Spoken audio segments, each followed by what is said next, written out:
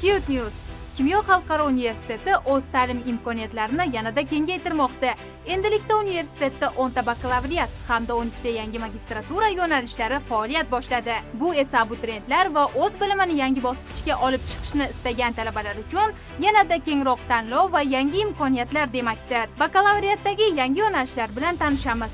Axborot tizimlari va texnologiyalar, barqaror transport, biotexnologiya, dasturiy injiniring, jismoniy madaniyat, kompyuter injiniring, sanoat muhandisligi va menejment, sun'iy intellekt, filologiya va ta'lim tillarini o'qitish, yapon tili, xalqaro munosabatlar. Endi esa magistratura, amaliy matematika, arxitektura tarixi va nazariyasi, atrof muhit muhandisligi, dasturiy injiniring, jahon iqtisodiyoti, kompyuter tizimlari va ularni dasturiy ta'minoti, qiyosiy tilshunoslik, lingvistik tarjimashunoslik, ingliz tili va xitoy tili, maxsus pedagogika, rang tasvir, tarix, harakat xavfsizligi va uni tashkil etish. Batafsil ma'lumot olish uchun quyidagi raqamlarga qo'ng'iroq qiling yoki qabul bo'limiga uchrashing.